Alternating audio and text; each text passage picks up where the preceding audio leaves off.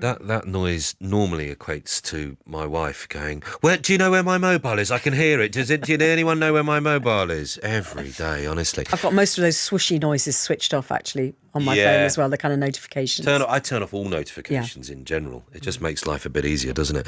The Labour Party is reported to be looking at promising us all a legal right to switch off from work. So what would a right to switch off actually mean? How would it work? They've given it a go in France, haven't they? So perhaps we could learn from them. Let's speak to Bruce Daisley. Used to be in charge of Twitter in Europe, now writes about the intersection between life and work.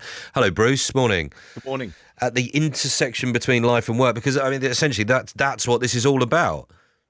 Yeah, for so many of us, we can't switch off that borderline between work and our home lives. And we find ourselves sitting on the sofa, distracted by our emails, or through the weekend, just checking to see if our boss has sent us a message. And I think this is what it's about. It's just trying to give people a degree of freedom so that if they don't want to stay connected to those devices, they've got the law on their side to give them the right to do that. There are some circumstances, aren't there? You know, what about crisis management, urgent issues, things that just come up? You know, sometimes things just need resolving, don't they? For the benefit of the company, for your boss, for you, for your workplace, for your career, ultimately.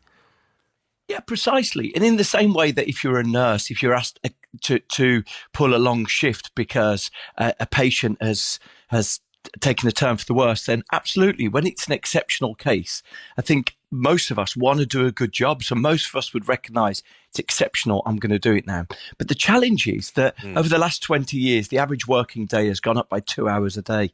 Those exceptional one-offs have become the norm for a lot of people. But that's it. And so who defines where the line is in the sand as to what constitutes being exceptional?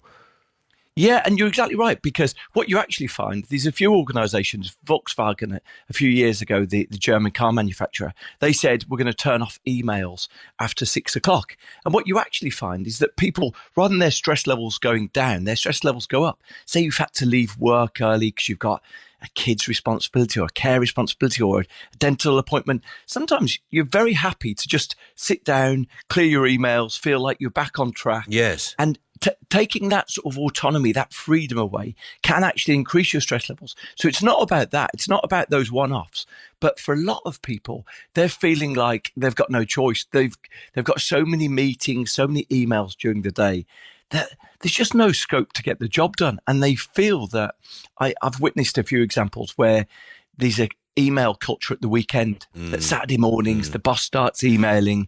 And before you know it, you feel, well, should I reply to these emails? Because it makes me look like I'm eager. It makes it look like I care. Yes. You know, there's a promotion coming up. Yes. And I think it's giving people the right to say, look, I'm not going to get involved in that rat race. I'm not going to answer weekends on emails on a Sunday morning. I think that's the critical idea of this. And look, it's worth saying that, yes, France has done it, but so has Ireland, so has Portugal, so has Belgium, so has Italy. How have they got on with it?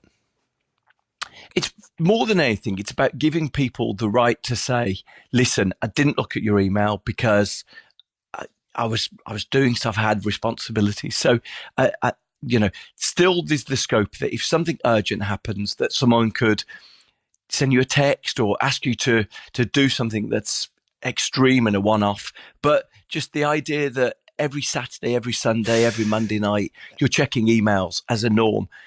It just gives you a freedom to not have to do that. How much is it down to customer expectation? If you're a customer-facing business, which, you know, the vast majority of businesses are in one shape or form, aren't they? Because I think we're going to speak to a business later on who essentially says, look, if it's the weekend, customers quite often expect to still be able to get hold of us, to still be able to reach us because they're busy during the week and this is the time they've got available to chase us up, to ask those questions, to get the answers.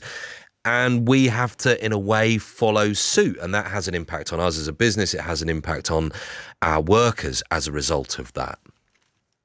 Yeah, I think what this would propose, and look, you know, it's just a proposal. I've just seen the one-line suggestion on it. But what it generally tries to do is say that if your company is expecting you to stay connected to your device all weekend or every evening, then there should be some consideration of that taken. So there was one suggestion in a piece of work that I saw that said that when firms were asking workers to stay connected to their device and check them all the times, workers were checking their emails 70 hours a week.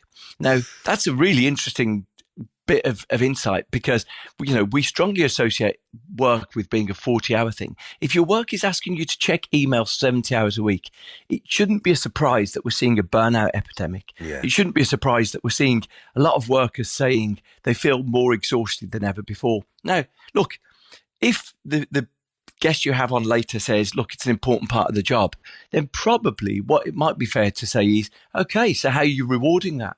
I'm happy to do it, but what's the benefit to me of me doing that? So I think it's just trying to level the discussion that you shouldn't be just online all the time for no reward. Thank you, Bruce. As always, Bruce Daisley used to be in charge of Twitter in Europe, now writes about the work-life balance, essentially. Getting a few of your texts, actually, which is great. We are, yes.